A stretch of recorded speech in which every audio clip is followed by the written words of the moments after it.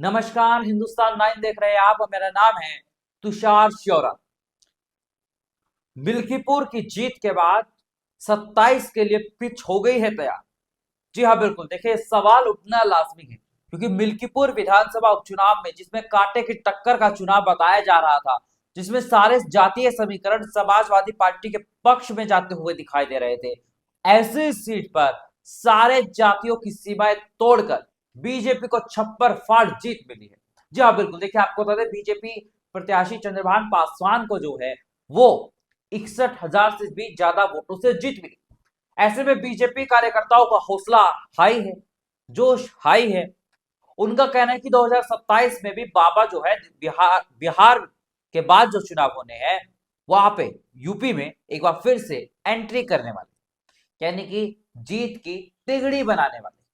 ऐसे में बड़ा सवाल यह है, क्या उत्तर प्रदेश में योगी आदित्यनाथ का जलवा कायम? तो फिर लोकसभा चुनाव में क्या हुआ? अब हम आपके सामने एक इसके इनसाइड स्टोरी रखते थे। देखिए, लोकसभा चुनाव में प्रधानमंत्री नरेंद्र मोदी के नाम पर वोट मिला था। केंद्र की सरकार के खिलाफ सत्ता विरोधी कुछ लहर दिखाई दे रही थी, जिसका खामियाजा लोकसभा चुनावों में बीजेपी को मिला। लेकिन उत्तर प्रदेश में राज्य सरकार, योगी सरकार के खिलाफ एंटी इनकम्बेंसी बिल्कुल भी नहीं। देखिए, आप याद कीजिए, नवंबर 2024 में 9 विधानसभा सीटों पर उपचुनाव हुए थे। 9 में से 60 सीटें जो थी वो बीजेपी ने जीती। हालांकि कुंदर की सीट जो मुस्लिम बहुल है वो भी बीजेपी ने जीती। और अब मिल्कीपुर में 61,000 से भी ज्यादा अंतर से ये सीट जीतकर अब बीजेपी के कार्यकर्ताओं का जोश बिल्कुल हाई हो चुका है। पूरा दमखम भर रहे हैं 2027 की सत्ता में आने। वही समाजवादी पार्टी के प्रमुख अखिलेश यादव का कहना है कि चुनाव आयोग निष्पक्ष नहीं है। हमने चुनाव आयोग से चुनाव के दौरान 500 से ज्यादा कंप्लेंट्स भेजी, एक भी कंप्लेंट पर चुनाव आयोग ने एक्शन नहीं लिया। चुनाव आयोग बीजेपी के कहने पर काम करता है। देखिए, ये आरोप तो बड़े हैं, लेकिन हर बार हार के बाद ये आरोप आते हैं। ऐसे में बड़ा सवाल ये है, लोकसभा चुनाव में जब समाजवादी पार्टी को 37 सीटें मिली, तब अखिलेश यादव ने नहीं कहा कि चुनाव आयोग निष्पक्ष नहीं।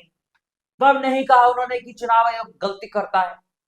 तब कहा था अखिलेश यादव, ये अपने मतलब की राजनीति और अपने मतलब के लिए चुनाव आयोग को, एक संवैधानिक संस्था को कटघरे में खड़ा करना कहां तक सही? बिल्कुल सही नहीं, बिल्कुल गलत। ये घटिया राजनीति है। ये अपनी हार को ना स्वीकारना है। ये संविधान का अपमान है, उस जनता का अपमान है जिस जनता ने अपना मतदान किया। अच्छा, अब आपके मन में सवाल होगा, इतना बड़ा अंतर बीजेपी कैसे लेकर आई?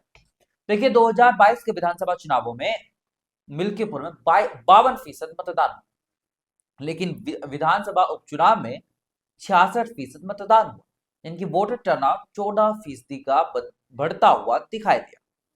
और इसीलिए अब बीजेपी के प्रचंड जीत हुई। देखिए, सीएम योगी आदित्यनाथ ने कहा कि ये जातिवाद की हार है, ये समाजवादियों के गुंडों की हार है।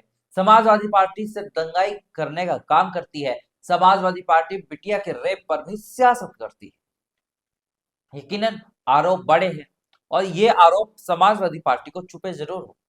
अब ऐसे में बड़ा सवाल यह है कि उत्तर प्रदेश में किसकी सरकार अब 2027 में बन सकती है। देखिए, जो भी एनालिसिस सामने आ रहे हैं उसके मुताबिक तो एक बात साफ है कि यूपी में तो बाबा ही है। उत्तर प्रदेश में मुख्यमंत्री के तौर पर योगी आदित्यनाथ आज भी पहली पसंद लोगों की बने हुए। कानून व्यवस्था जो है वो सबसे बड़ा मुद्दा है, जो कि योगी सरकार यानी बीजेपी सरकार में उत्तर प्रदेश में सुधरती हुई दिखाई दे, और उसी की बदौलत यूपी में बाबा हिट है। ऐसे ही देश और दुनिया की तमाम बड़ी खबरों के लिए देखते रहिए हिंदुस्तान 9।